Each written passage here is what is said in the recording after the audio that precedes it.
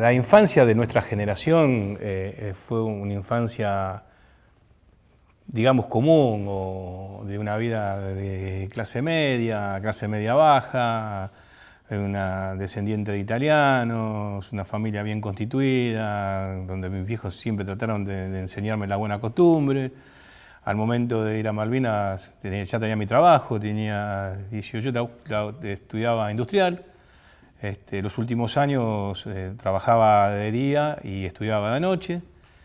Y empecé a trabajar, mi viejo me había hecho a trabajar en el correo. Y del año 79, fines del 79, trabajaba en la imprenta del correo en Barracas. Y bueno, esa era mi vida, estudiaba. Nos podíamos juntar todavía en las esquinas, no existía la inseguridad que existe ahora, uno podía, podía hacer un montón de cosas que a través del tiempo se fueron coartando por, obviamente, como siempre, como pasa en todas las cosas, por decisiones políticas mal tomadas, ¿no? Y ahí cuando te juntabas en la esquina, como decías recién, ¿qué te gustaba hacer? ¿Qué hacías? Y generalmente charlábamos un poco de todo, a algunos les gustaba. Yo de fútbol sé que son 11 y hay una pelota y un coso que se llama arco y patean ahí, pero no soy antifútbol, pero no me apasionan más los fierros. Siempre desde chico, siempre fui un tipo de poca plata y los pocos autos que tuve siempre me los compré chocados y me los fui arreglando desde los 17 años. Tuve motos viejas, AJS, para el que escucha, Norton 500, siempre me las fui armando y me gustaron y siempre le puse énfasis, le puse pasión a lo que hice, aunque sea una radio a válvula vieja. Y bueno, en la actualidad tengo un Land Rover modelo 57, como está en la guerra, lo compré en Misiones, en una chatarrería y me lo fui restaurando, casi está en un 90% original y bueno, me dedicaba a eso y hablábamos con los muchachos de eso. También jugaba al fútbol, porque me decían, vos tenés que patear para allá. Entonces trataba de no pegarle patadas al de rojo y al de anillo porque son nuestros, y pateaba allá y jugaba.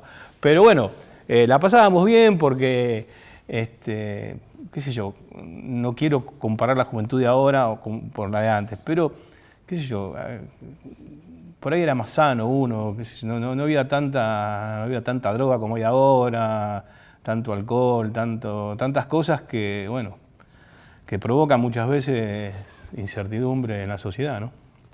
Y antes de entrar a hacer el servicio militar obligatorio, ¿tenías pensado qué ibas a hacer, de alguna carrera, estudiar algo o laburar? La verdad que a mí nunca me gustó estudiar. Terminé gracias a mis viejos, tenés que terminar, dejate de joder, me decía. Era un tipo que me gustaba mucho la manualidad, la práctica, pero me embolaba a estudiar. La verdad que no me gustaba, ¿viste? Pero sí, mi viejo se hizo la casa, se hizo las ventanas, se hizo los muebles de jardín.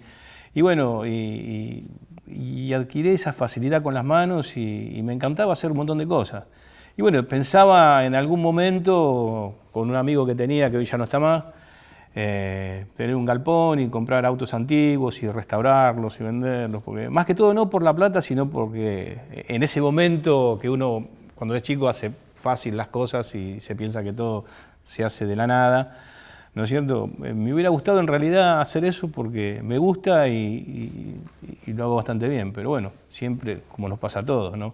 Hay talento, no quiero decir que sea talentoso, pero hay talentos que uno a veces no lo descubre, como el que canta, como el que juega la pelota. Mira, este tipo está cantando en el subterráneo y la verdad que canta mucho mejor que un tipo que está en la televisión, ¿viste? Es la varita mágica muchas veces de que te toca y podés avanzar muchísimo más que otro que no tiene esa posibilidad, ¿no? Toca el servicio militar obligatorio, sí. Regimiento de Infantería 7, sí. En La Plata. Vos sos clase 62, es decir, lo hiciste durante 1981. Exacto. Contanos, ¿cómo fue tu ingreso? ¿Te toca la colimba? Y me toca la colimba y obviamente cuando nos preguntan, ¿qué sabes hacer? Y bueno, obviamente me tiré para el lado de los fierros. Digo, a mí me gusta o chofer o algo de mecánica, bueno, ponete acá en la fila y me mandaron a la compañía de servicios, en la sección transporte, donde estaban todos los vehículos que se reparaban, se hacía el mantenimiento. Nosotros caímos en el Regimiento 7 y supongo que yo, no sé si fue ese o el único o el primero, caí justo cuando se empezaron a cambiar el color de los vehículos. Cuando nosotros entramos, los vehículos eran ese verde militar Y en los mediados del 81 se empezó a hacer, a pintar mimetizados, ahora, en esa época. Y bueno, y pasé mi año de colimba con los vehículos, y una semana antes de darnos la libreta, que ya estaba preparada de baja, no podés salir porque, bueno, hay un acuartelamiento, o sea, había un rumor de que había problemas, no sabían cuál. Se hablaba que iban a venir los ingleses a Malvinas, otros decían que no iban a venir, que esto, que el otro, pero bueno, así empezó todo. Pero ahí, sobre eso, antes de llegar al 2 de abril, vos te estabas por dar de baja, sí. y en esa etapa que ibas a volver a tu vida civil, se da la recuperación de Malvinas. Sí. ¿Cómo te enteraste el 2 de abril? ¿Cómo fue tu 2 de abril? Y nosotros nos enteramos como pudimos en el regimiento, porque nos habíamos enterado que recuperamos la isla, que habíamos hablado con un suboficial, que no recuerdo el nombre, que era amigo casualmente de Zaineldin y de Milo, y que bueno, que no existía un plan B, ¿no es cierto? Que la historia era llegar a Malvinas, plantar la bandera, volver y negociar. Y bueno, nosotros todos sabemos que en ese momento Inglaterra estaba pasando un mal momento y Argentina también, por perpetuidad en el poder, ¿no es cierto? Lo dijo un oficial, un suboficial. Un suboficial, claro. Y sabíamos que no sé cómo iba a terminar esto, ¿no? A pesar de que muchos estaban convencidos que los ingleses no iban a llegar a la isla. Y mi tío, que ahora tampoco existe más, estuvo en la Segunda Guerra Mundial y decía, nunca me puedo olvidar que el día que me vino a visitar me dijo, cuídate porque los ingleses son jodidos, que esto, que el otro, y van a venir porque son como los alemanes, como los japoneses, los tipos para cuidar a su gente, y si te dicen voy, van a ir, no es como acá que te dice quédate tranquilo que te voy a solucionar el problema y no lo ves nunca más.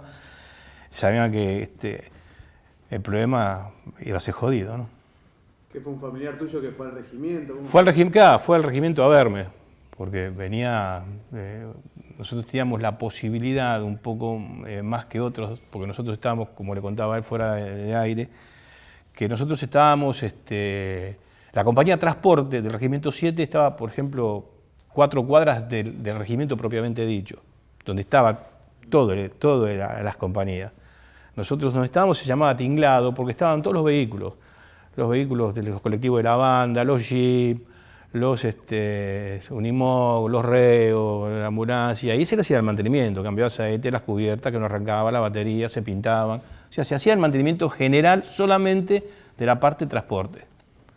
Entonces, viste, por ahí venía un familiar, estaba de la guardia, que hacíamos guardia nosotros, y che, vino tu tío, quiere hablar con vos un minuto. Entonces, era más accesible que como estaba el teniente coronel, no había nadie grande que por ahí podía ser más estricto en cuanto a las normas, había más facilidad en la comunicación con el exterior, ¿no? ¿Y tu formación militar ahí en abril, ahí has hecho el servicio militar durante todo el 81? ¿Vos decís qué formación tenía para ir a Malvinas? No, tu formación militar, digamos, más allá de ir a Malvinas, ¿no? Sí. Porque fue lo que te tocó. Sí. Pero vos, ese año de instrucción... No, yo tuve una sola instrucción en todo el año. Tuvimos la primera instrucción que fue en San Miguel del Monte, en una estancia, que recuerdo cómo se llamaba Los Cerrillos, en San Miguel del Monte. Y después tuvimos otra en La Pampa, que bueno, yo me quedé, pues bueno, estábamos reparando vehículos y todo, y no íbamos todos, ¿viste? Íbamos aparte, porque aparte se tenían que quedar reparando vehículos. Así que bueno, esa vez no me tocó, así que habré tirado 5 tiros en todo el año. Y cuando fuimos, me dieron una mag. Y me dijeron cómo tenía que hacer para tirar. Una cosa de locos, pero bueno, nuestro país es así, ya nos vamos acostumbrando con un montón de cosas, es así, ¿no? Y bueno, ¿Cómo te enterás que van a Malvinas? O sea, ¿cómo se da ese momento? Y nosotros estuvimos en el regimiento en el tire y afloje que queríamos saber a dónde íbamos a ir. Primero nos dijeron que íbamos a ir a Palomar, nos íbamos a quedar ahí a esperar nuevas órdenes. Bueno, te la cuento recorta. Después de ahí fuimos a Río Gallegos hasta que nos subimos a un avión y nos dijimos que el destino era Malvinas. Y lo jodido fue cuando bajamos, que bueno, no sé si es parte de la otra pregunta o me decía, ¿a dónde mierda vengo a terminar? ¿No? Porque, qué sé yo, uno a veces, como vos me preguntaste en la otra pregunta, ¿qué pensabas hacer? ¿No? Es como la enfermedad del COVID, ¿viste? Uno tiene un montón de cosas, después pregunta, ¿y Juancito? Y se murió ayer. Ayer me estaba haciendo un plano de cómo iba a ser la casa, cómo iba a ser esto, a dónde iba a llevar al nieto, y hoy no está más. ¿Conocías algo de Malvinas? ¿En el colegio habías visto algo? ¿Sabías algo de Malvinas? Nada, nunca se habló de Malvinas. Ni siquiera cuando terminó la guerra se habló de Malvinas. Fue una desmalvinización terrible que nos dolió a todos, ¿viste? Porque uno a veces cuando salía encontraba remera del Che Guevara, que muchos no sabían ni quién era, de los Rolling Stones, que si bien saben quiénes son, pero buscabas algo de Malvinas y no existía, ¿no? Y veías... Previo también en tu formación escolar tampoco, ¿no? No. Yo no, sinceramente no recuerdo, y si no recuerdo quizás sea porque fue algo superficial, ¿no? Porque si bien por ahí no me acuerdo cuándo nació San Martín, pero te puedo decir sí, en la primaria se habló de San Martín, porque si bien no me suena lo que hizo, ponele, ni la fecha en que nació, pero me acuerdo de ese nombre que no te podés olvidar tan fácil, ¿no? Y decías antes esto de que iban a Comodoro Rivadavia y terminan en Malvinas, Sí. ¿no? ¿Cómo fue? Si bien nos habías adelantado que no acordás el día que llegás a las islas, pero tu llegada a las islas, más allá de tu sentimiento... Nosotros fuimos con aerolíneas, sin asientos, espalda con espalda. Bueno, bajamos y yo me acuerdo de ese día, un día de llovizna, un día gris, frío, y me acuerdo que habíamos empezado a caminar y caminamos, por ejemplo, estamos ubicados acá en la Universidad de Lanús, desde acá hasta pasando la estación de Loma, Temperley, más o menos, caminando con portaequipaje y todo eso. Pero lo que más me intrigó es, como te dije, el plan de subsistencia en una guerra, ¿no? Porque cuando nos fuimos del regimiento nos dieron una bolsita con un turrón, un paquete de pastillas, un paquete de galletitas, ¿no es cierto? Y como si irías al Parque de la Ciudad, ¿no? A un lado de esos. Y nadie que no te diga, mirá, macho, que vamos a una guerra, esto cuidalo, porque esto dentro de 5 días no tenés nada. Imagínate que yo me acuerdo que cuando llegamos a Malvinas, con hambre de loco, ya nos habíamos comido todo en todo el viaje, ¿viste? Porque bueno, me acuerdo que lo primero que comí fue un caldo de gallina, que vos te puedes imaginar lo salado que es algo incomible, que si uno tiene presión morís a los 5 minutos. Pero bueno, una desorganización, para mí una desorganización terrible, quizás también porque hace 100 años que nosotros, 100 y pico años que no tuvimos nunca una guerra. Pero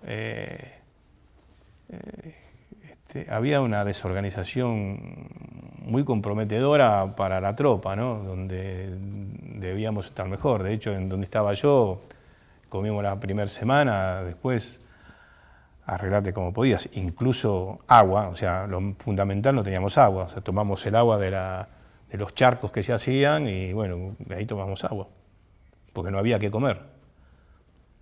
¿Te acordás cuando llegan a las islas? Sí. Recién decías que tuvieron que marchar hasta la posición. Sí. ¿Te acordás en qué posición estaban? Sí, me acuerdo en una posición estaba yo porque es un lugar prácticamente emblemático para muchas cosas que pasaron, que se empezaron a descubrir 10 años después o 20 años después, cuando encontraron el pibe que devolvió el pullover, uno que pisaron minas. Resulta que donde yo estaba en una posición adelantada, había un brazo de mar,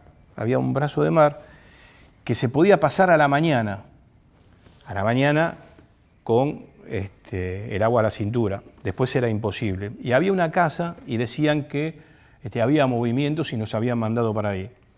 Bueno, pasamos a esa casa y resulta que nos encontramos que había otros soldados que habían ido ahí a buscar comida porque esa casa estaba abandonada, que fue a la vuelta, que vinieron, nosotros habíamos arreglado un bote que había ahí tirado y al regreso quisieron ir otros y le habíamos dicho, fíjense en que hay mucha correntada a la hora que van a ir ustedes y miren bien porque había campos minados, ¿viste? Y fueron que murieron 3 soldados porque desembarcaron y bueno, pisaron una mina y uno quedó ciego y 3 murieron, creo. Pero, y ahí la posición tuya, Sí. tu lugar específico, Sí. ¿cuál era tu función? Mi función era apuntador de mag. Sí. O sea, éramos 3, donde habíamos hecho una posición con piedras, como en una posición adelantada, justo en una corredera de mar que estaba muy cerca de la base de Monte London.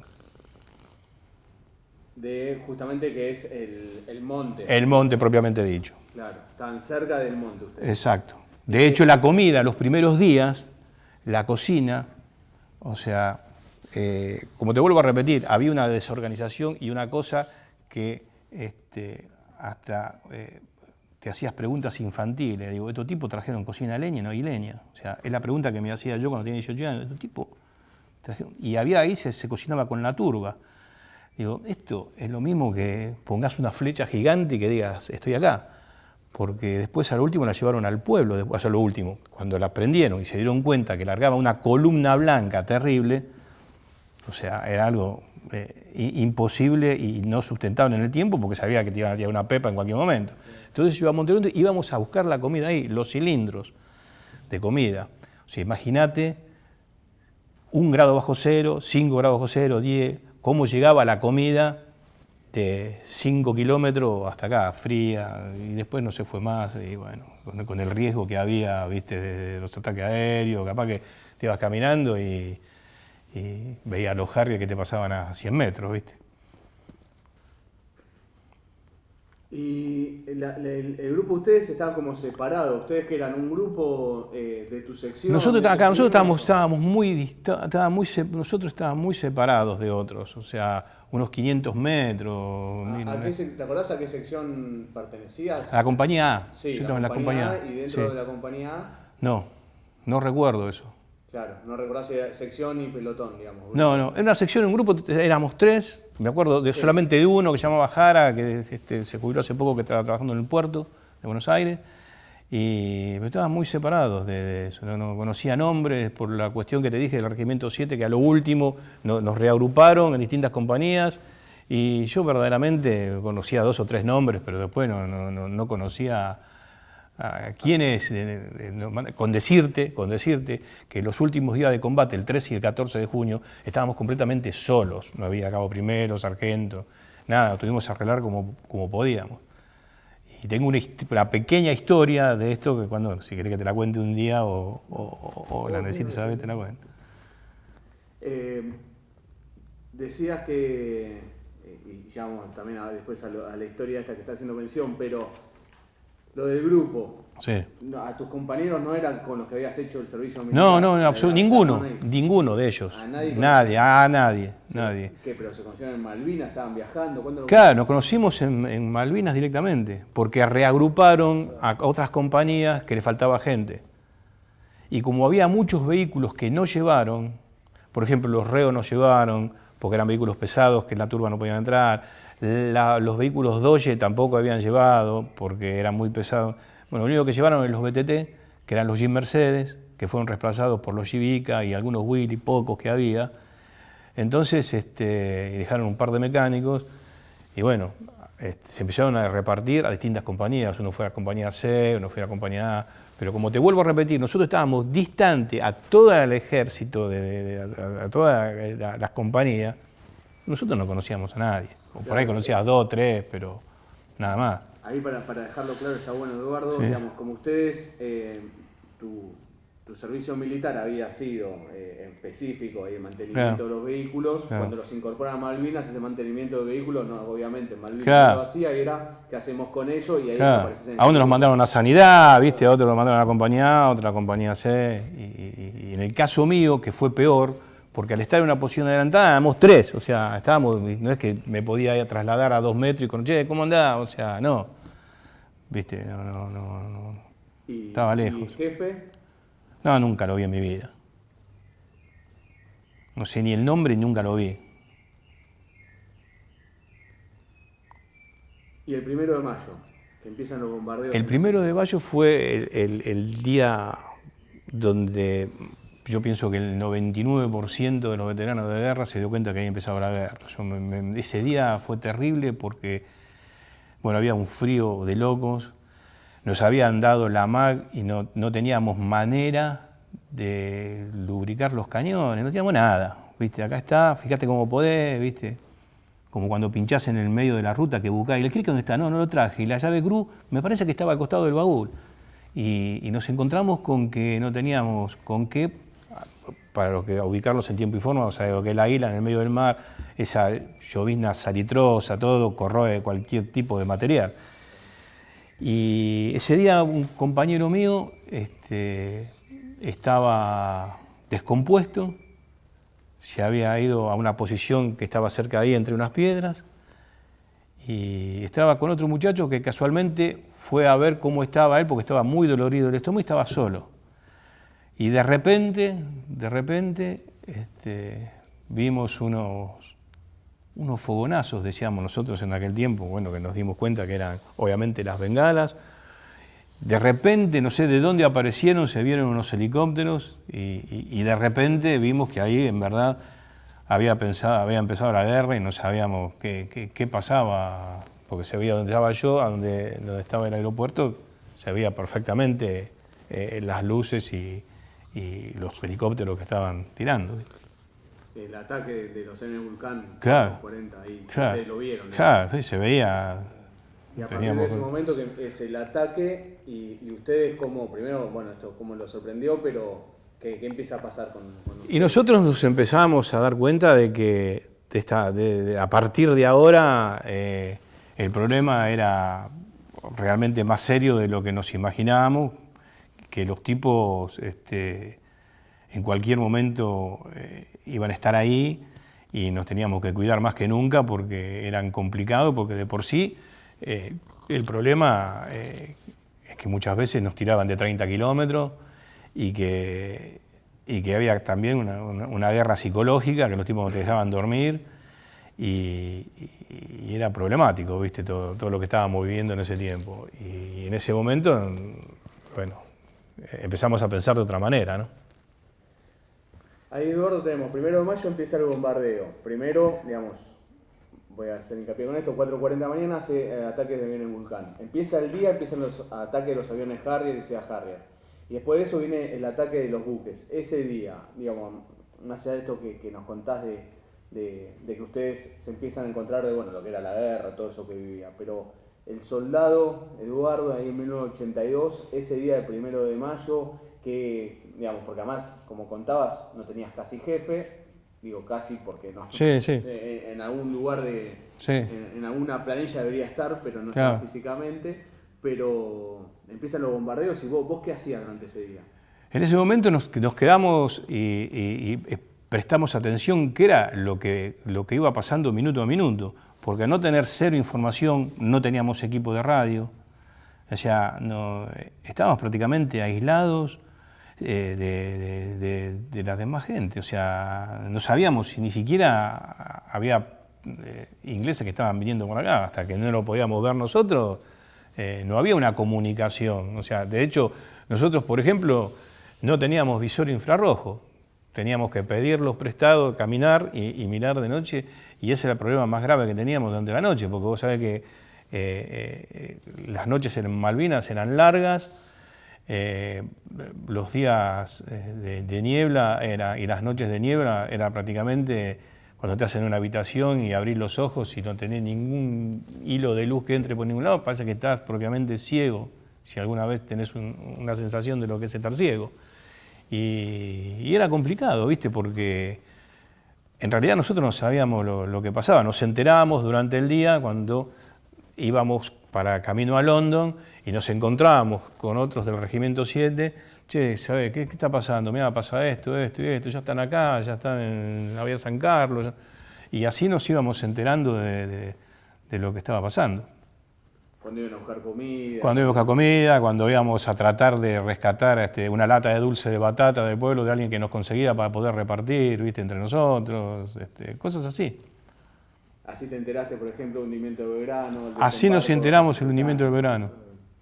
Y cuando los ingleses empiezan a avanzar hacia las posiciones de ustedes, lo mismo, se van enterando por el comentario de otros soldados. Claro, es más, los últimos, no sé si querés trasladarte casi a la finalización de la guerra, pero en la finalización de la guerra era terrible porque nosotros estábamos tirando para donde venían y veía las trazantes luminosas que parecían esos bichos de luz, si alguna vez usted vio alguno, que te pegaban y te pasaban, a que algunos llegaban, que capaz que te estaban tirando de 1500 metros y ya llegaban prácticamente sin fuerza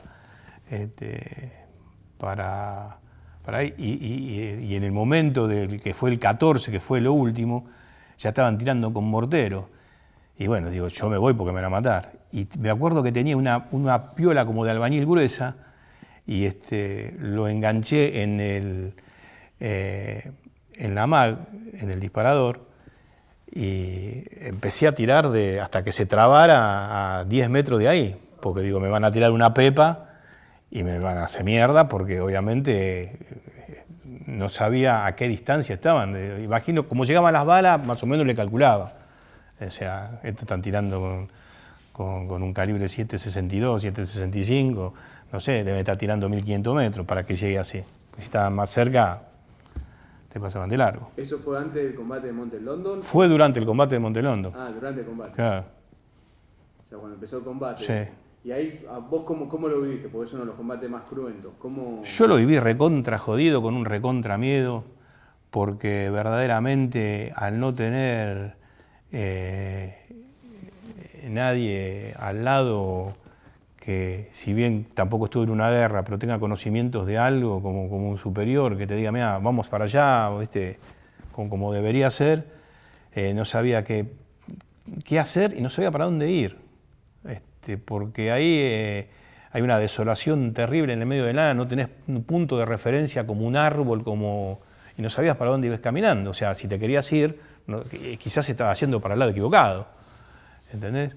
Y eso me pasó en el 14 de junio, que yo me quería ir para donde estaba el pueblo, caminando. Y bueno, después de caminar y caminar, solo me había quedado en ese tiempo, no tenía nadie alrededor, no había nadie, digo, me voy, ¿qué voy a hacer solo? ¿Qué me voy a hacer? Patriota si no tengo más municiones, no tengo nada. Y agarré y empecé a caminar. Me agarré el FAL, me agarré un par de cargadores, me acuerdo que había unas balas tiradas, me las puse en el pantalón, en la bombacha de combate, y bueno, empecé a caminar. Hasta que después de unos cuantos minutos, no sé si eran 120 minutos, 500, 300, empecé a ver una luz, una cúpula, que me di cuenta que ese era el Stanley, que era Puerto Argentino. Y bueno, empecé a caminar por ahí. ¿Qué pasó con tus compañeros? Dijiste que estabas solo en ese momento. ¿Tus compañeros qué había pasado? No, ese que estaba descompuesto y después no lo vi más. Sí. Estoy hablando específicamente del 14 de junio. 14, sí. El 14 de junio, eso fue antes, fue el 1 de mayo. El 14 de junio nos quedamos hasta el último momento, pero después empezamos a caminar y nosotros no teníamos linterna, no teníamos absolutamente nada. Después nos perdimos, porque al no caminar agrupados, llegó un momento que al no estar juntos, a pasar un momento de desesperación, porque veía las balas que pasaban y venían para todos lados, ¿viste? Y no sabíamos qué hacer, ni a qué preguntarle, porque no teníamos a nadie al lado, ¿no? El combate de Monte London fue el 11 de junio. Sí. Y acá estamos hablando del 14. Sí. Cuando se da el combate y toman porque vos habías Sí. resaltado que estabas ahí nomás Sí. en el monte. Y los ingleses estaban ahí y vos en tu puesto. Claro, yo estaba en mi puesto, Y los esperando, ingleses en el monte. monte. Pero como excedía o sea, teníamos que esperar a ver qué pasa. De hecho, esperábamos alguna orden de lo que teníamos que hacer. Nosotros no teníamos más que esperar. La distancia era mucho más de 1500 metros, así que no es que teníamos un mortero que tiraba 10 kilómetros, que decís, bueno, tirale. O sea, era algo que no podías hacer nada hasta esperar que vengan o que venga alguna patrulla o algo. ¿No? Y ahí es cuando vas quedando solo, además. Y ahí es cuando vamos quedando solos. O sea, el combate de Monte London, toman los británicos esa posición. Claro. ¿Y vos ahí cómo hacías para ir a buscar comida? No, comíamos lo que cazábamos en ese tiempo. O sea, comíamos gaviota hervida con agua de mar, o sea, no íbamos a buscar comida. Nosotros comimos prácticamente los primeros 15 días, 20. Después comíamos lo que agarrábamos, o sea, por ahí encontrábamos una oveja, matábamos una oveja. Lo bueno que teníamos prácticamente heladera propia, que hacía tanto frío que carneabas, la dejabas en el alambrado y amanecía congelada, entonces no había problema de descomposición de la carne. Pero no teníamos pan, no teníamos agua, no teníamos nada. Y era de tu grupo. Era claro. Sea, ustedes se Imagino buscaban yo que otros que estaban en otra posición adelantada, porque si bien, por ejemplo, es una costa y había varios, esto la pasaron mal todos los que estábamos ahí. O sea que yo no creo que a uno le traían sándwich de miga y nosotros no comíamos. Supongo que todos lo habríamos pasado porque, bueno, tampoco el momento no ameritaba trasladar comida ni nada, porque bueno, en realidad no sabía qué estaba pasando, ¿viste? Habías hecho una mención del grupo, Sí. que tenías una anécdota ahí. Bueno, la anécdota era esa, que cuando a lo último nos encontrábamos solos y me encontraba solo y estaba tirando como loco y el miedo era terrible, porque también aparte de tirar con armas de mano, tiraban con morteros. Y vos sabés que cuando tiraban con los morteros, el alivio era cuando escuchaba el silbido, porque cuando escuchabas el silbido sabías que la munición pasaba de largo. Pero cuando escuchabas como una ráfaga de viento que terminaba, ahí pensabas si te iba a caer acá, a los 3 metros, a los 20, o... Era terrible, ¿viste? Y bueno, como te dije, como estaban tirando muy cerca, digo, estos tipos están haciendo un relaje y a la tercera o a la cuarta vamos a quedar carne picada. Entonces justo había encontrado Cuando habíamos ido a la posición esa, me desvío porque hay cosas que la quiero contar, habíamos ido a la posición esa y había que cuando fui la otra vez a Malvinas, hace 3 años que volví a ir a Malvinas, había una colección de los Rolling Stones tirada y había una colección de los Rolling Stones, había un tocadisco color naranja, que me acuerdo, esos que se abren, y miro y digo, esto me lo tendría que llevar, ¿cómo escucho esto? Y justo tenía una entrada de 12 volt y había un Land Rover, un Jeep tirado ahí que le faltaba el motor y tenía una batería. Así que en el bote habíamos traído con estos 3 la batería, que después la encontré cuando fui después de 30 años. La batería estaba, el equipo no estaba más. Y habíamos llevado una pila así de los Rolling Stones y en la posición bajito escuchábamos los discos de los Rolling en la posición. Y bueno, en ese último día que te dije, cuando veía que estaban tirando con los morteros, en el momento de irnos, habíamos atado en el gatillo de la MAG y tirábamos de 10 metros porque teníamos miedo que nos metan un pepazo justo ahí donde estábamos nosotros, ¿viste? Porque cuando en el medio de la noche, cuando tiras con una MAG, es lo mismo que poner linterna, ¿sabes cómo se veía? Y bueno, y después nos empezamos a replegar porque verdaderamente no sabíamos qué hacer, no teníamos más munición, no teníamos más nada, ¿qué íbamos a hacer ahí? Bueno. Y además, Eduardo, donde estaban ustedes, como no tenían jefe, tampoco sabían cuál era su misión, función. No sabíamos qué hacer, verdaderamente yo no sabía qué hacer. Gaviota y oveja. Y esa es la bronca más grande, ¿no? De no haber un jefe de mando que nos diga, mirá, ustedes tienen que hacer así. De hecho, cuando fuimos al pueblo, nos reagrupamos para a ver si podíamos defender la parte donde estaba el gobernador de la isla. ¿No es cierto? Que cuando empezamos a caminar y que fuimos al pueblo justo antes del cese del fuego, ahí sí me empecé a encontrar con soldados amigos míos que estaban en otro regimiento. Y al reconocerlos, obviamente, dejé la compañía que estaba en la actualidad, que no sabía ni quién eran, y me fui. Si me tiene que pasar algo, me tengo que morir, me voy a morir al lado de mi compañero. No me voy a morir al lado de alguien que no conozco, ¿no? Y me fui con ellos y después dijeron que ya no había más nada que hacer y bueno, vino el cese del fuego. Antes de ir al 14 de junio con el Sí. cese de fuego. En ese lugar que están, y voy a volver a eso Sí. porque es importante, en ese lugar donde estaban ustedes solos, Sí. más Sí. o menos dentro de una guerra y aislados. Decías que ustedes cazaban para buscar su alimento, pero además Sí. mencionás un bote. Sí, vos sabés que había había un cabo, ahora me acuerdo de no sé si era cabo Primero Juárez, un tipo detestable totalmente, porque me acuerdo que yo había traído un reloj que me había arreglado en ese tiempo mi señora, y el tipo me lo había robado, me lo sacó. Y nos había dicho que ustedes tienen que ir para esa casa para ver qué está pasando, que esto, que el otro. Y fue cuando fuimos a esa casa, que nosotros tenemos una posición acá, había el brazo de mar y una casa abandonada que había movimientos, decíamos. Bueno, llegamos ahí, fue terrible el traspaso de ese brazo de mar, Fueron en el bote. No, fuimos caminando nosotros, Con el agua de la cintura. con el agua de cintura. Y al tercer paso, parecía, ¿viste cuando se te duerme la pierna, que parece que la pierna es de goma? Bueno, de la cintura para abajo no sentías más nada.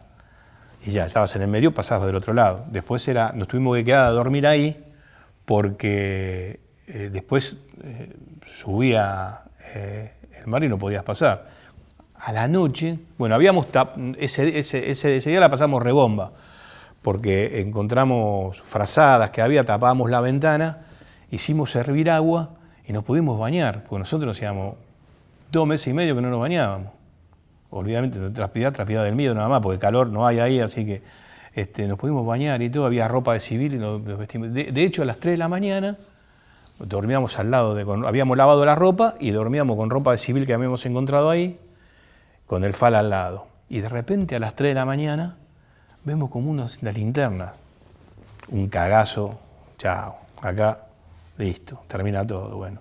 Nosotros espiamos y eran de otro regimiento que también, no recuerdo en este tiempo, venían a ver qué pasaba y nos encontraron a nosotros.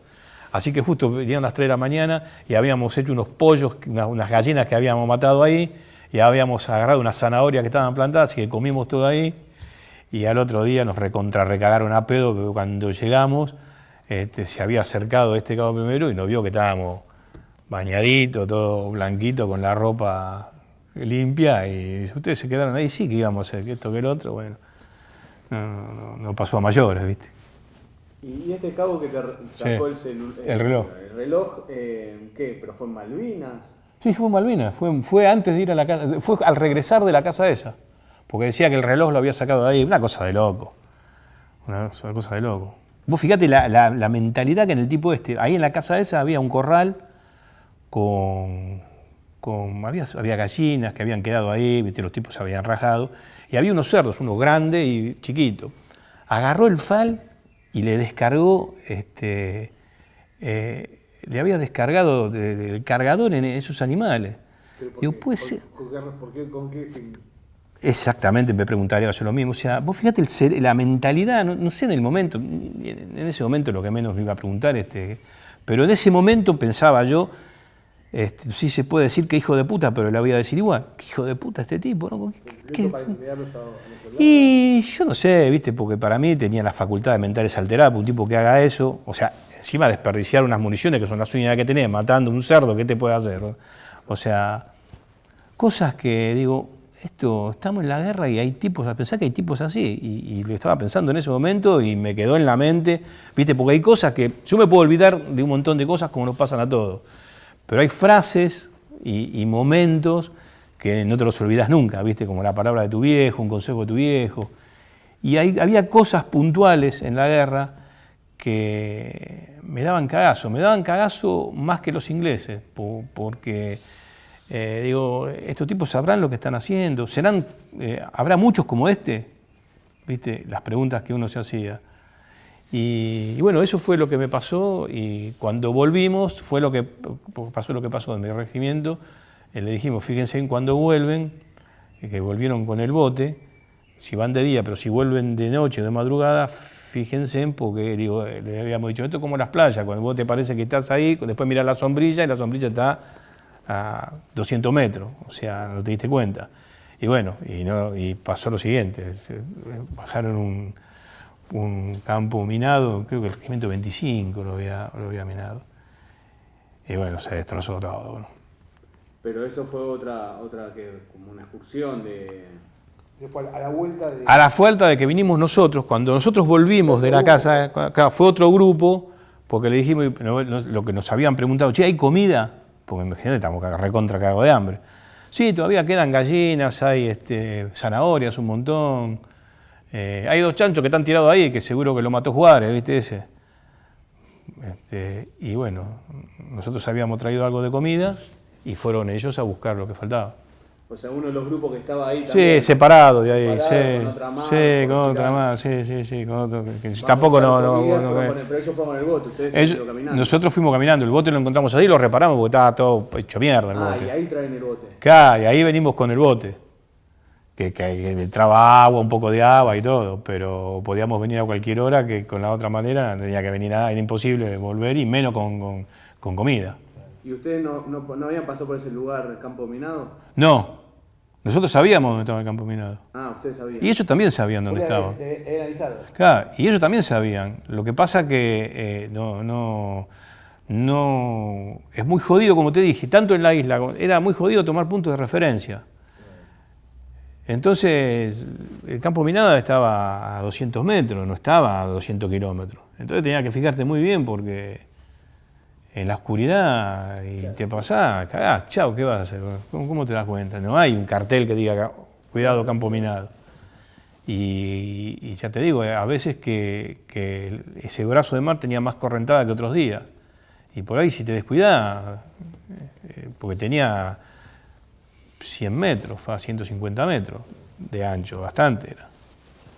Y en ese tramo te desviabas y se lo llevó a la correntada. Y bajaron como si no hubiera pasado nada y bueno, pasó lo que pasó.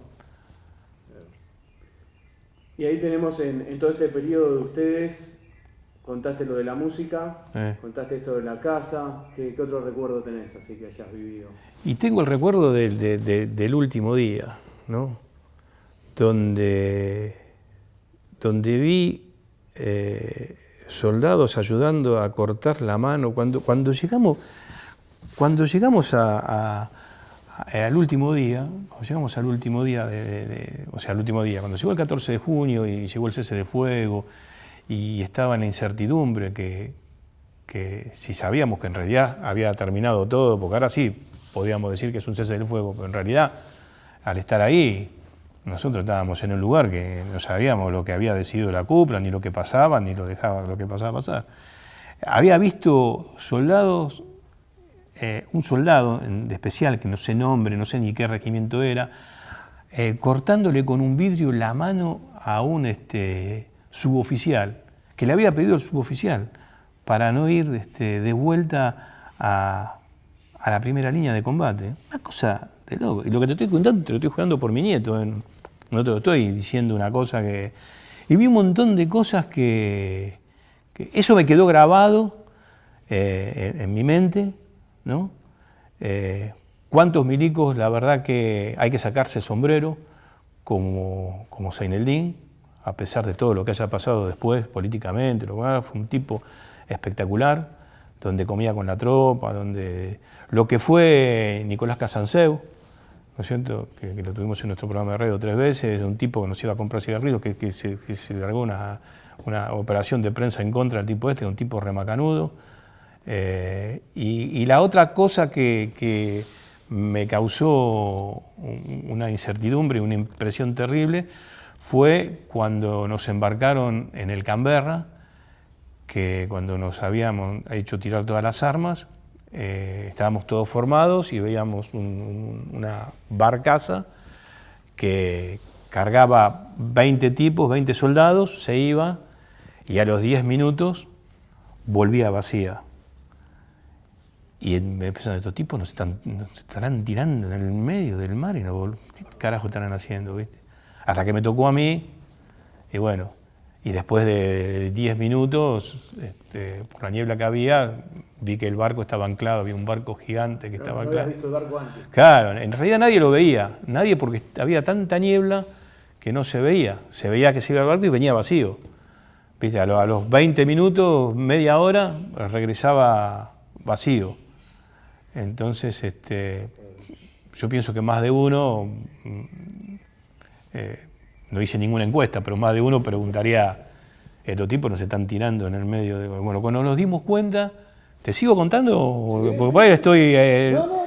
Cuando llegamos al buque, estaba la otra pregunta. Nos subieron en la cubierta, nos hicieron sacar los cordones del borceguí y nos sentaron en la cubierta del barco. Y después estaba la otra pregunta. Con este frío, estos tipos nos van a llevar al continente así en el medio de la cosa, con toda la zona. Bueno, nos hicieron, después nos hicieron bajar a la primer cubierta, nos hicieron entrar, y vos fíjate, los ingleses son unos hijos de puta, todo lo que vos quieras decir. Pero, ¿sabes cómo nos atendieron? A cada uno nos dieron un jarro caliente con un pan. A nadie le faltaba estaba el pan mordido, ni el jarro estaba por la mitad, ni le dijeron poner a mano que te pongo el caldo acá, como hubiera pasado quizás digo, acá, ¿no? Vinimos en una habitación con calefacción, que tranquilamente, vos decís, sí, pero el barco ya era así, no le iban a poner un alambre de púa en la cama, pero vinimos con toda la calefacción, con los toallones, con la cama toda armada, nos daban desayuno, almuerzo y cena. Bien. Y después cuando llegamos al continente, te cuento todo porque está hilvanado y es lo que recuerdo, tendrás que disculparme porque a veces la edad de 60 años hace que el Alzheimer, si no lo digo ahora, por ahí después me olvido y no lo digo más. Cuando llegamos, nos hicieron sentar fíjate la organización que tenían los tipos. Cuando bajamos del barco, a cada uno nos daban una tarjeta, el barco tenía imprenta adentro, que decía, no sé si me acuerdo, ahora una vez la presté y no me la olvidé, decía séptima desembarco del Canberra, Contas, Argentina. Cuando llegamos al continente, nos dejaron en la pista de aterrizaje, que la policía vino a darnos un jarro de mate cocido caliente, espalda con espalda, porque no había vuelo para Buenos Aires, con 10 grados bajo cero. Una cosa de loco, digo. O sea, la verdad que se mantuvieron parejitos. Fueron hijos de puta cuando nos fuimos y fueron hijos de puta cuando llegamos. O sea, fueron de las dos maneras, de la misma manera. O sea, se comportaron exactamente igual, ¿no? Sí, en absoluto hay que sacar el sombrero a la gente.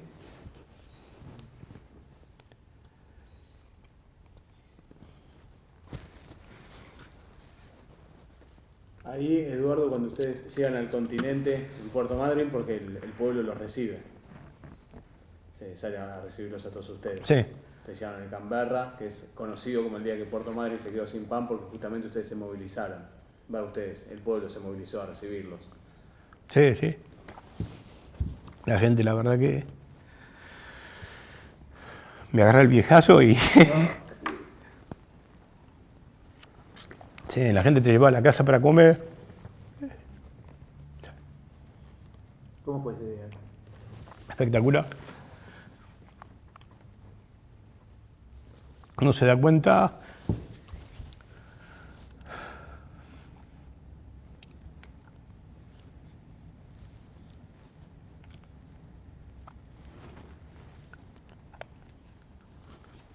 Tranqui. Tranquilo. Con agua, tranquilo. Tranquilo. ¿Tenés agua? tengo.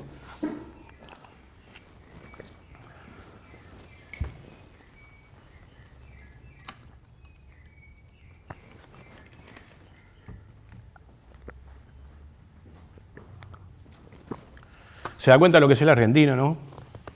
Tipo solidario. Que bueno, en momentos extremos así, trata de ayudarte, ¿no? Y lo que realmente tenían que hacerlo, no lo hacen. Y sigue pasando hasta el día de hoy, ¿no? Con los comedores, con gente de muy bajos recursos que ayudan a gente que no tiene nada. Y otros que podrían hacerlo, no lo hacen. Por él les estoy cagando la entrevista, ¿no? No, al contrario.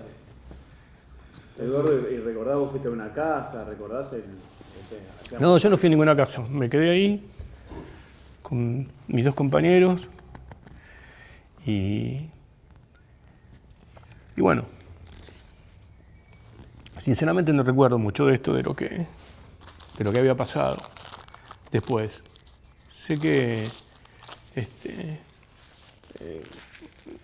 habíamos comido un montón, ¿no? Por lo que nos dio la gente.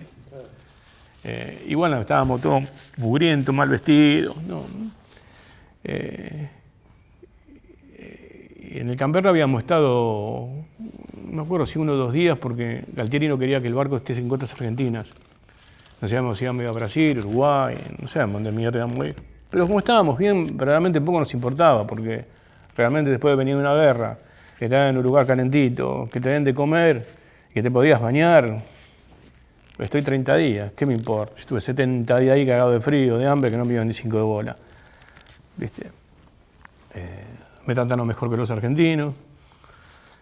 Y yo te digo, la guerra es la guerra, ¿viste? O sea, uno puede tener una empatía con los ingleses por los usurpadores que fueron toda la vida, porque fueron una cagada, como vos le quieras decir, pero a mí me dolió más la guerra interna, ¿no? El después de la guerra, ¿no? Eso para mí fue 10 veces peor que la guerra, porque vos estabas realmente en la guerra peleando con el enemigo y después cuando llegaste al continente te diste cuenta que tenías un montón de enemigos, ¿no? ¿Entendés? Y decía, pero puede ser que haya tanta cantidad de suicidados y puede ser que no haya una atención psicológica, porque después, yo ya te digo, tuve la suerte de que ya tenía mi laburo. Pero había un montón de gente que no tenía un carajo. Había dejado la escuela. La contención familiar era muy importante y muchos no la tenían. Y sobre eso, y antes de ir a ese post que estás inclusive metiéndote, que es tan importante, porque vos llegás, vivís en Puerto Madryn en ese momento, el pueblo que se moviliza. Sí. ¿Cómo fue tu regreso a Buenos Aires? Nos llevaron a Campo de Mayo, o sea, nos llevaron con avión, después nos llevaron a Campo de Mayo. Y nos dejaron, bueno, ahí nos dieron, quisieron tapar un poco de la situación en la que habíamos vivido. Nos dijeron que tratábamos de no hablar del tema Malvinas, porque lo que pasó ahí... ¿Hicieron firmar algún documento, alguna cosa? Sé que muchos dijeron eso, yo no recuerdo haber firmado un documento. A mí yo tengo el pibe con Diego Guerrero, ¿te acordás que puede ser que se lo hayan hecho a algunos y a unos sí y a unos no? Lo único que recuerdo perfectamente, que nos cambiaron la ropa, que nos hicieron afeitar, todo eso, y después nos llevaron al regimiento y pretendían que nos quedáramos ahí hasta que nos den la ropa de salida para salir. Yo me fui a la mierda vestido de verde, me acuerdo que me fui,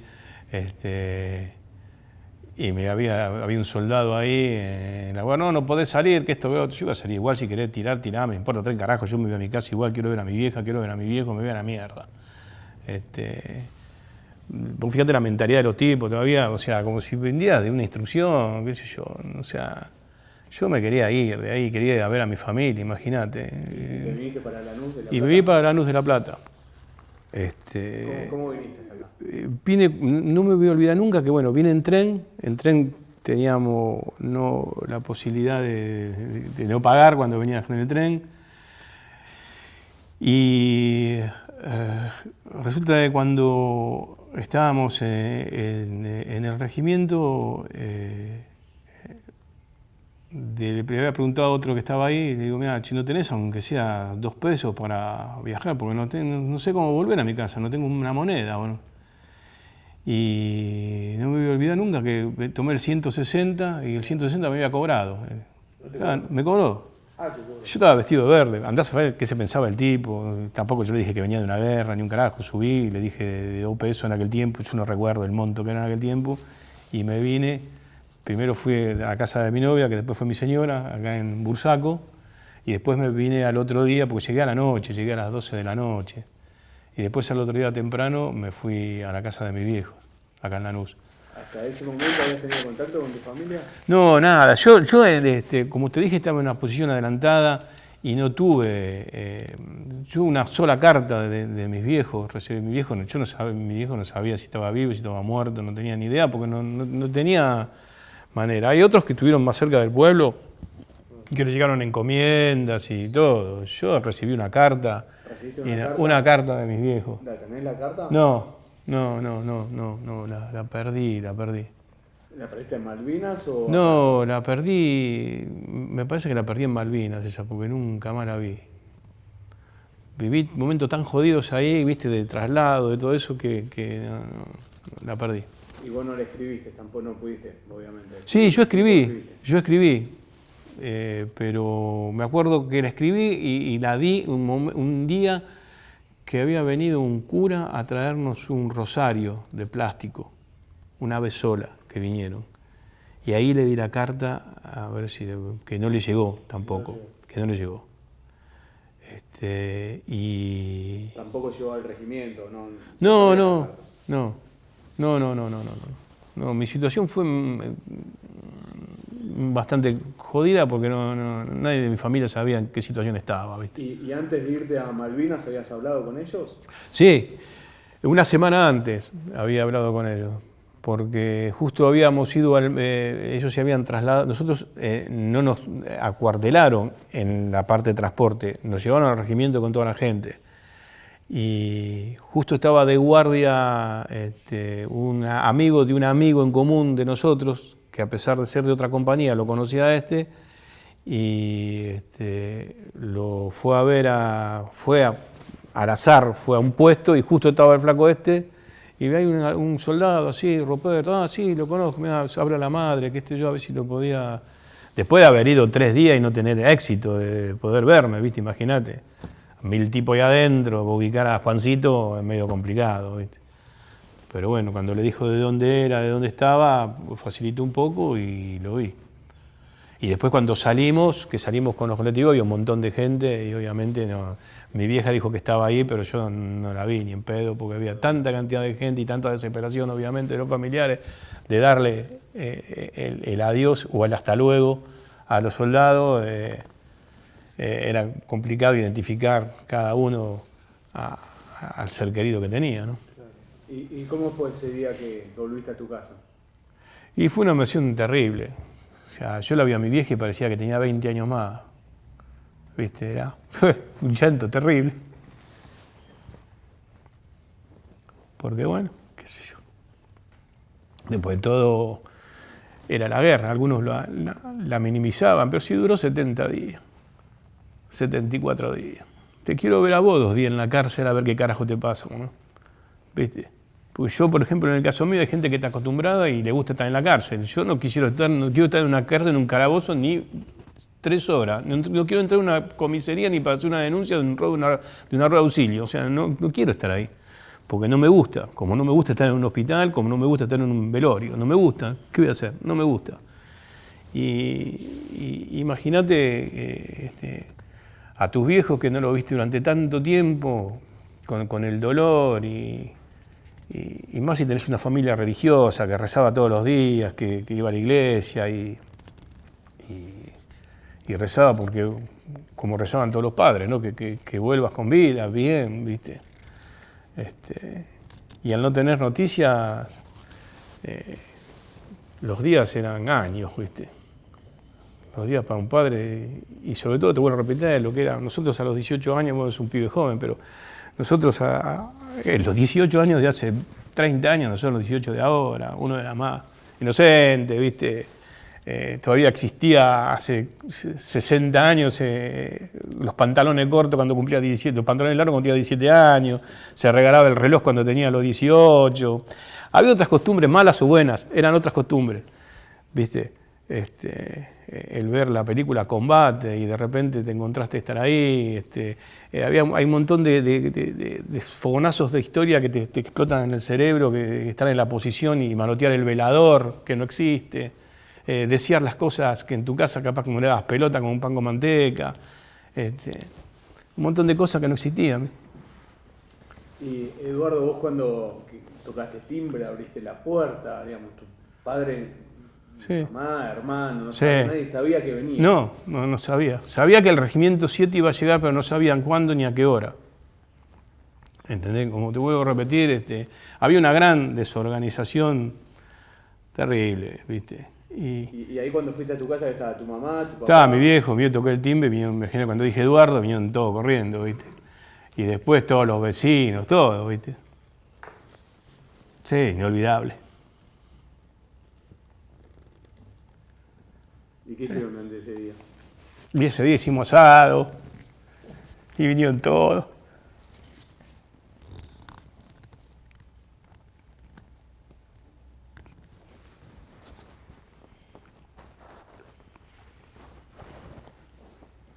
Por eso te digo que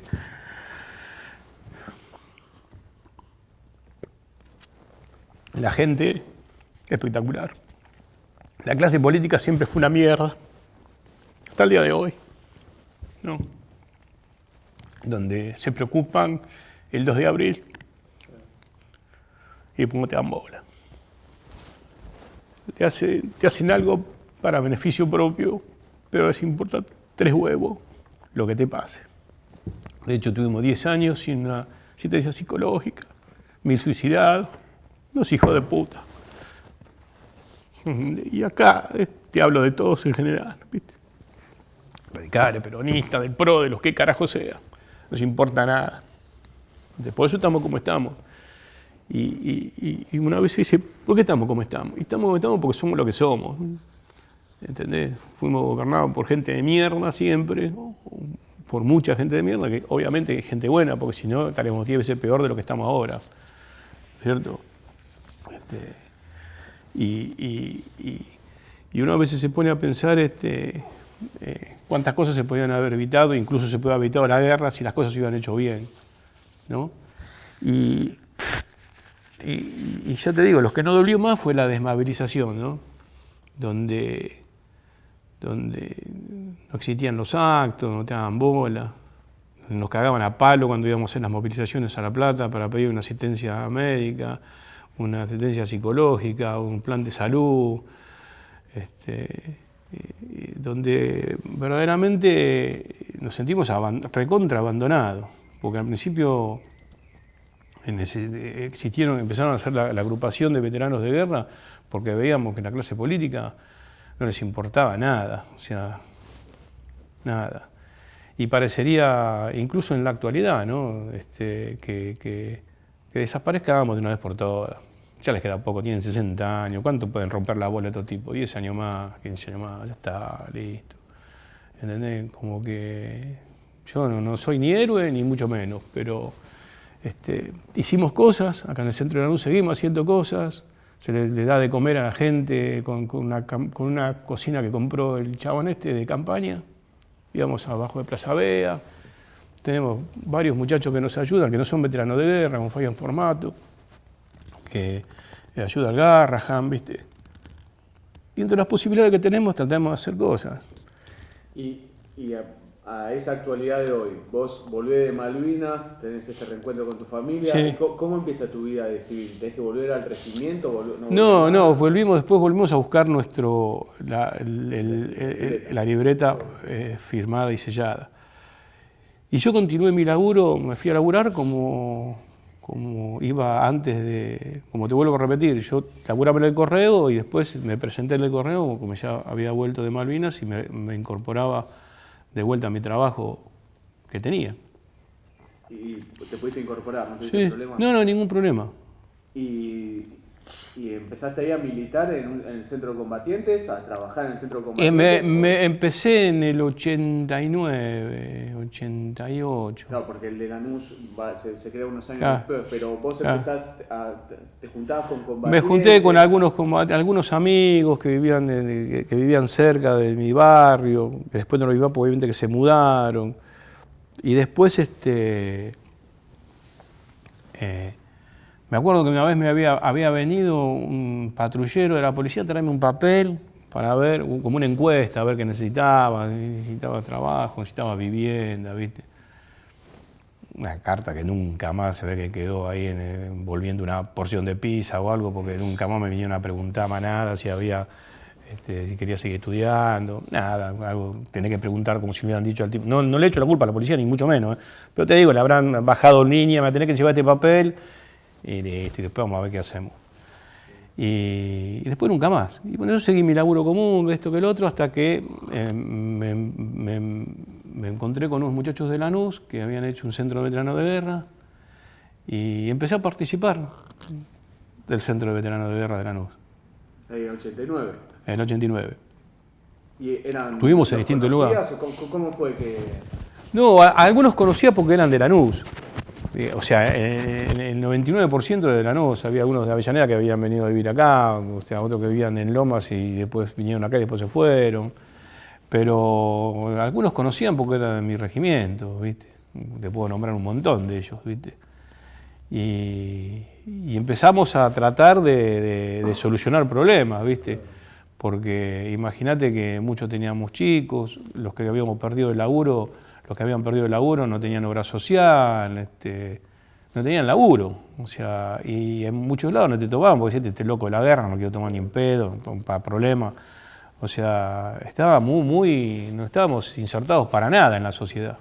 Una desmalvinización complicada, ¿viste? Y esa desmalvinización complicada, en esos años primero que vos no tenés mucho trato, digamos, mucha relación con tus compañeros por una cuestión hasta que empezás a militar en el 89. Pero, ¿cómo lo ibas viviendo vos también cuando a vos te decían que eras un pobre pibe de la guerra, una víctima? ¿Qué sentís? Yo pienso que al principio el 90% de la gente vivíamos como una incertidumbre de no saber qué sos ni quién sos, ¿no? Porque yo pienso que era un momento complicado para nosotros porque para los civiles éramos militares y para los militares éramos civiles. De hecho, ibas a atenderte al hospital, pero usted tiene que ir a atenderse a la Fuerza Aérea o tiene que ir a atenderse al Hospital Militar Central. Ibas al Hospital Militar Central y te decían, no, usted tiene que ir al hospital porque usted ya no pertenece más a la fuerza. Y eso nos creaba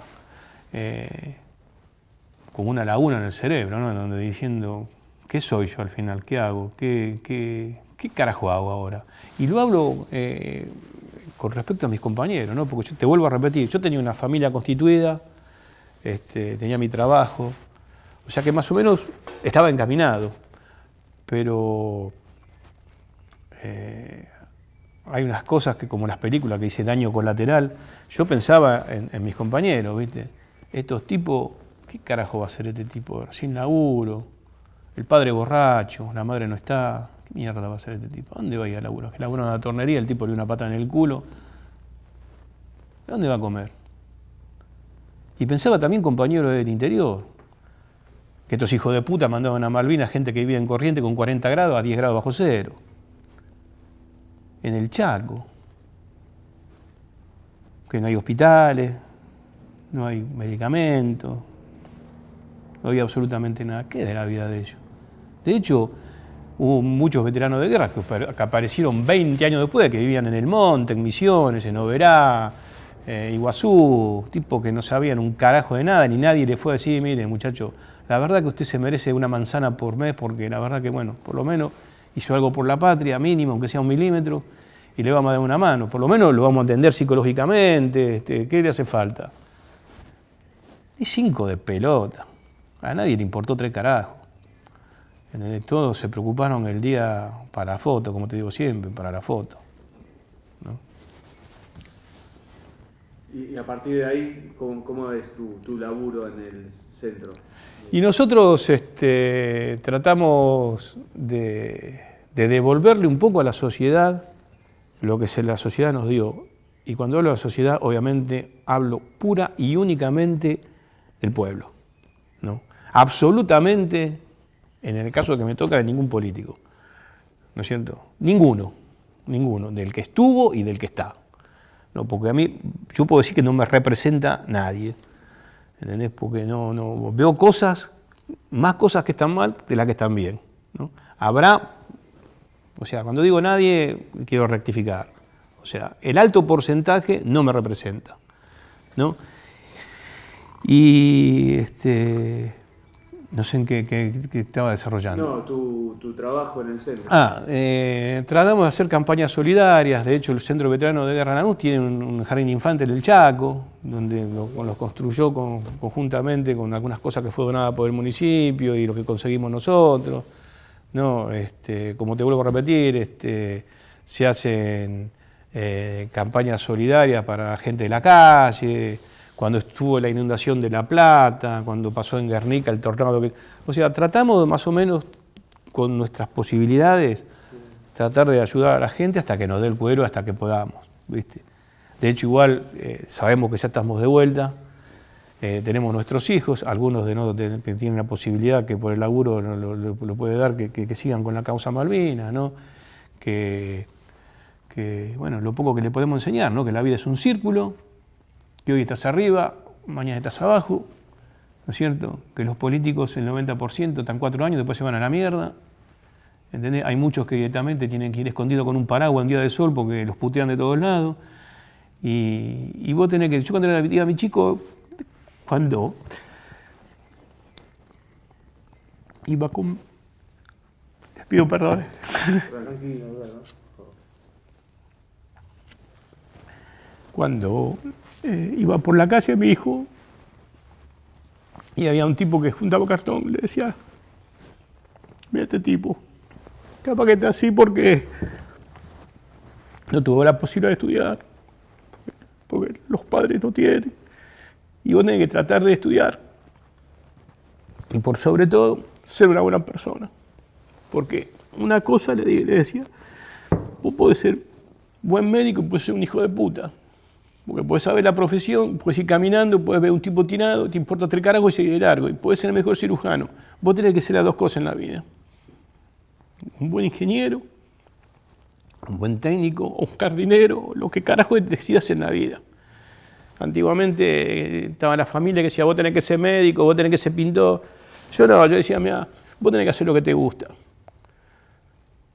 Pero tenés que ser una buena persona, que eso es lo que te va a identificar en la vida.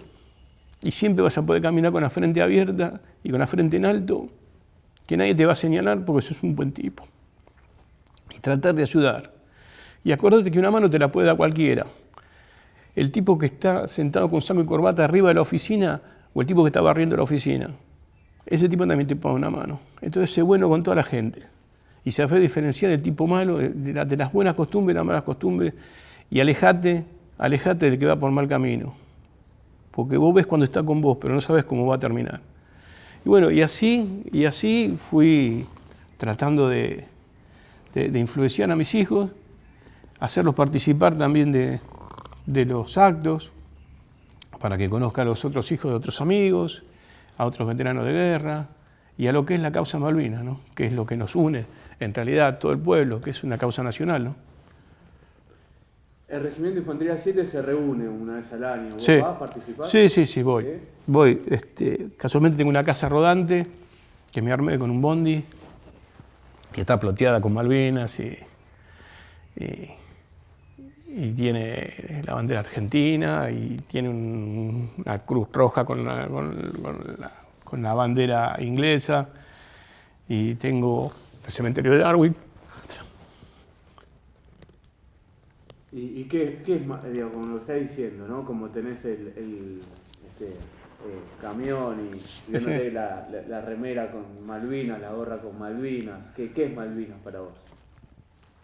Para mí, ya te digo, es una causa nacional y a veces pienso que que todos debemos entender que Malvinas es nuestra tierra. Y aparte de eso, hoy puede ser Malvinas, mañana puede ser Santa Cruz, pasado puede ser la Antártida, como se desentienden muchos, y esto va a pasar dentro de muy poco tiempo, quizás yo no esté más, ¿no es cierto? Va a venir una guerra quizás, o algo, un enfrentamiento bélico, algo por la Antártida Argentina, ¿no?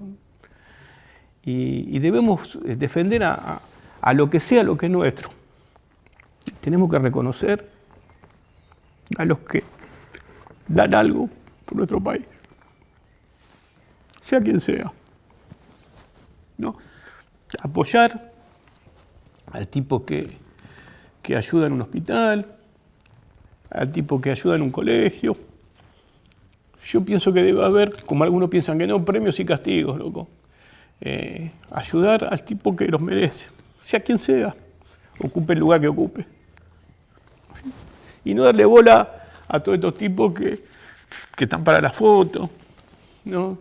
Que están con saquito, con corbata y con los zapatitos lustrados y no tienen noción de nada, ¿no es cierto? Y pasan por al lado del tipo que realmente está cortando el pasto, está haciendo un buen laburo y ni se acuerda porque la caricia al arma es muy importante. La caricia al arma es muy importante, ¿no? Y pienso que mucha gente no es reconocida. Y me alejo del tema Malvinas un minuto y hablo de los maestros, de las escuelas de frontera, de los médicos. Hay un montón de gente que a nadie le importa tres carajos en el año 2000 en nuestro país. Hay gente que no tiene cloaca, no tiene agua, no tiene una mierda. Y bueno, eso es por la clase dirigente que tenemos, ¿no? Que no sabemos elegir o quizás creemos en sus discursos y sus palabras y sus promesas que después no se cumplen. Y el tema Malvinas no está lejos de esto. Para mí no está lejos de esto. Está inmerso en todo, ¿no? El tipo que está juntando cartón, Malvinas es el tipo que está pintando, Malvinas es el tipo que está dando clase en un colegio, que no tiene vidrio, que no tiene gas. Eso es Malvinas. Voy a hacer una descripción, no pregunte, quiero que me corrijas si no es así. Yo, escuchándote, a pesar de todo lo que viviste en Malvinas, ¿no? Que lo dejaron solos, sobre todo todo lo que has contado, que un suboficial te robó el reloj, y quiero que esto me corrijas o no, y profundices. Yo diría que Eduardo está orgulloso de haber ido a Malvinas. Sí. Vos sabés que yo pienso que todos los soldados. Yo tuve en nuestro programa de radio una psiquiatra que varias veces vino, ¿no? que es amiga de la casa, y si bien se extrañó por algo, ¿no? Porque había gente que estuvo en un incendio y le preguntaban, ¿a vos te gustaría estar de vuelta en el incendio? Ni en pedo. ¿A vos te gustaría estar en el colectivo que chocó y se murieron 20 personas? Ni en pedo. ¿Y a veterano de guerra, vos irías de vuelta en Malvinas? Sí. Yo iría. Con mis compañeros iría. No por los políticos, por ninguno. Por nadie. Iría. Otra vez. ¿A las islas viajaste? Sí. Hace 4 años, 3 años. ¿Y cómo fue? Y fue como, lamentablemente, ir a otro país, ¿no? Donde gente habla otro idioma, donde están desgraciadamente los chilenos, que el 90% hablando castellano te hablaba en inglés para que no entiendas un carajo. Y realmente conocí Malvinas cuando fui por segunda vez, ¿no? Yo pienso que el 90% de los veteranos de guerra conocieron Malvinas cuando fueron otra vez, porque nosotros nos largaron en un lugar y nos quedamos acá, y no sabíamos si la isla tenía 20 kilómetros, 100, 200, o terminaba en otra cuadra. Tuvimos la oportunidad de recorrer distintos puntos donde estuvieron los combates, o sea, conocimos el aeropuerto totalmente, conocimos el faro, que no sabía ni que existía, conocimos Goose Green, conocimos todo Monte London, recorrimos todo. Bueno, vimos un montón de cosas, ¿no? ¿Encontraste tu posición? Encontré mi posición. Encontré mi posición gracias a un compañero que fui relatando donde había una casa y tenía más en claro la ubicación de todas las cosas, ¿no? Y encontré mi posición, que te vuelvo a repetir, encontré que estaba todavía esa batería tirada de hacía 30 años atrás. Y me vino un montón de cosas a la mente. ¿Qué sentiste en ese momento? En realidad sentí el regreso a mi casa, a mi otra casa. Y lo más doloroso fue, lo más emocionante, lo más increíble fue el cementerio de Darwin, ¿no? Donde te pusiste a leer un montón de cosas y en ellos estaban nombres de amigos que estaban al lado tuyo. Y hay algo emblemático que, bueno, la Virgen se hizo en Lanús y los mármoles se hicieron también en Lanús, ¿no? Entonces, bueno, de una manera, otra ciudad estaba presente a mí. Y cuando fuiste al cementerio, ¿cómo fue ese momento? Y de abrazarse y llorar por los que no estaban más físicamente. Y realmente nos había tocado un día de mierda, había de caminar muchísimo para llegar ahí. Si bien fuimos conmigo, después hay que caminar 10 cuadras para llegar hasta ahí, con una 4x4 habíamos ido. Nos tocó un día de mierda, de lluvia, de granizo, pero bueno, nos hizo remontar al recuerdo de los días que pasábamos allá, ¿no? Frío, ese granizo fino que parece sal gruesa que te pega en la cara y que parece que te están tirando arena. Permanente. ¿Sí? Permanente, los días de granizo, sí. Lo que tiene Malvinas es eso, ¿viste? Que en un día por ahí tenés lluvia, sol y granizo, ponele, ¿entendés? Y ese día del cementerio de Darwin, donde fuimos al cementerio, y bueno, te cae un montón de fichas, de momentos, y sobre todo, como dijiste vos, ¿no? Somos parte de la historia viva y sabemos la historia de cada nombre, ¿no? Porque no es lo mismo ir a una exposición de cuadros y está firmado Carlito, no sabe ni quién es, ni dónde estuvo, ni qué es. Pero nosotros vemos una foto y conocemos a nuestros compañeros, vemos un nombre y sabemos quién fue, dónde estuvo, qué es lo que hizo, en qué se destacó. Y bueno, es una historia que te empieza a dar vuelta en la cabeza cuando llegas a ese lugar donde ves tantas cruces, ¿no? Que solamente a veces las veías en las películas en menor escala, pero las veías en la película norteamericana cuando los tipos ven los caídos en la Segunda Guerra Mundial. Y de repente me tocó a mí, ¿no? De ir a un lugar donde hay un montón de cruces blancas y muchas de ellas estuvieron combatiendo conmigo, ¿no? ¿Y de esos nombres hay alguno que lo tenga más presente? Sí. Hay uno que tiene una historia que ojalá tengan la oportunidad, no es de acá de Lanús, pero se llama Delgado, el Peca Delgado. Por ahí lo escuchaste nombrar. Tiene una historia riquísima, amigo mío del alma, donde murió su compañero que se llama Donato Gramisi, donde, bueno, lo mataron con el sable de bayoneta a que supuestamente estaba más entero. Y a él cuando tiraron la granada le destruyeron las piernas, no lo mataron de casualidad. Y mira las vueltas de la vida, después de años de regresar a Malvinas, lo invitan a un pub, que en aquel tiempo era la onda, como dicen ahora, de lo que era, que le iban a pasar ¿cómo se dice? Un video, una documental de Malvinas, una versión inglesa. Y hay una parte donde están operándolo en un barco a un tipo, y el tipo era él. Este soy yo. Y bueno, después tuvo 7 operaciones más, gracias a Dios ahora está bien.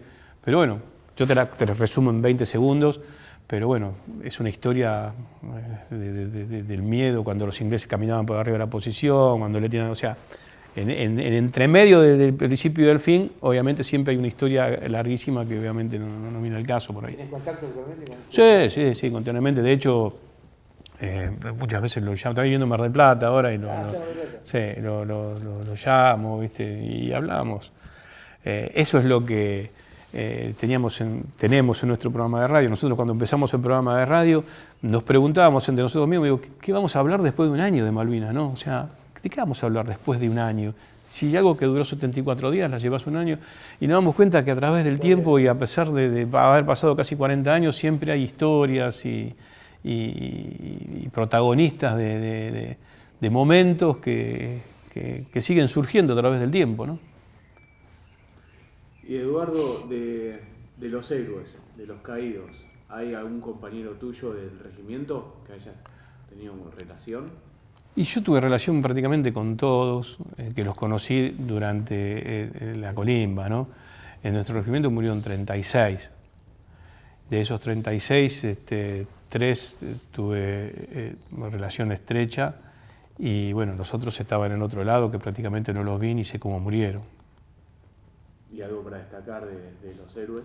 Yo pienso que si bien la palabra héroes le cabe al tipo que quedó ahí, yo pienso que todos pusimos dentro de nuestras posibilidades lo imposible para que las Malvinas sean para siempre nuestras, ¿no?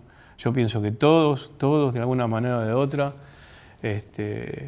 hicimos lo posible con lo que teníamos. De hecho, se pusieron vehículos en marcha que estaban tirados ahí como tractores para llevar, se hicieron un lanzamisiles con madera, se hicieron la idea de poner montículos de tierra en la pista de aterrizaje para que parezca que estaba destruida. Siempre el ingenio argentino se destacó. Sí.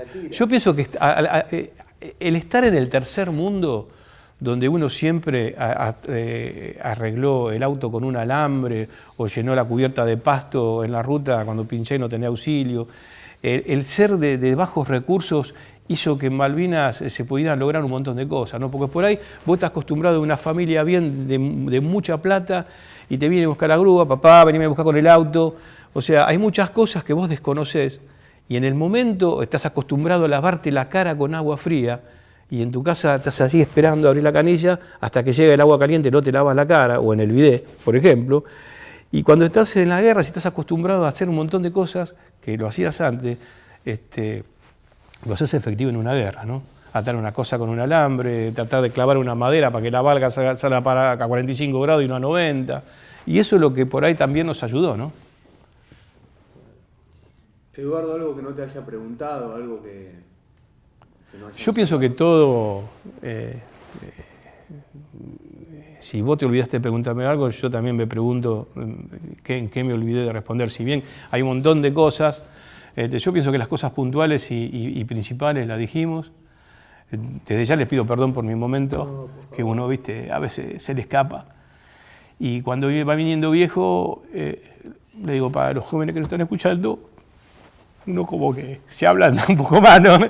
Se ablanda un poco más y se le caen las lágrimas cuando ve una injusticia, cuando ve algo que se podría hacer bien y se hace mal pudiendo ser bien, tardando el mismo tiempo, ¿no? Porque uno a veces lo ve en una provincia, lo ve en un municipio, ¿por qué levantaste la pared torcida? Si igual tardaba lo mismo, echaban los mismos ladrillos, el mismo cemento, la misma persona, ¿por qué lo hiciste así?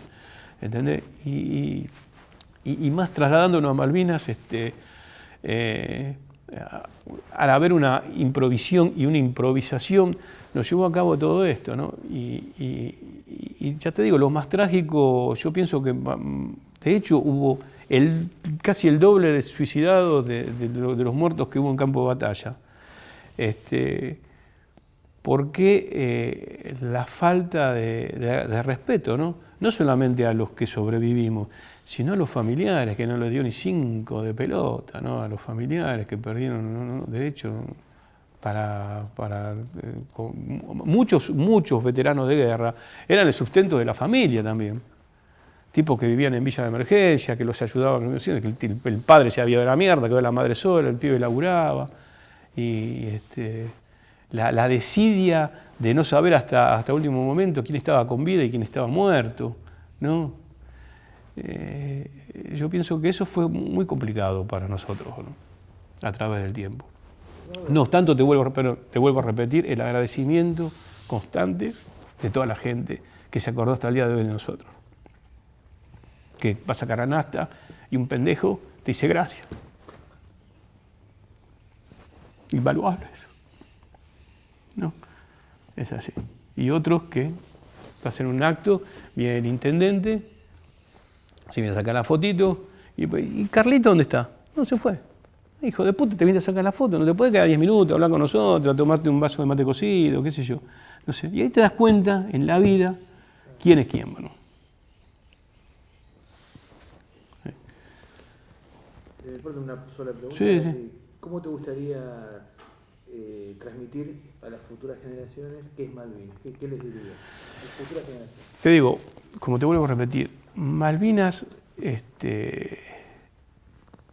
primero es una causa nacional, es territorio que toda la vida fue nuestro, y debemos defender este territorio como mañana puede ser otro. En el caso de Malvinas, hubo gente que murió, hubo gente que sufrió, hubo gente que vino mutilada, hubo familiares que la pasaron muy mal durante la guerra y cuando terminó la guerra.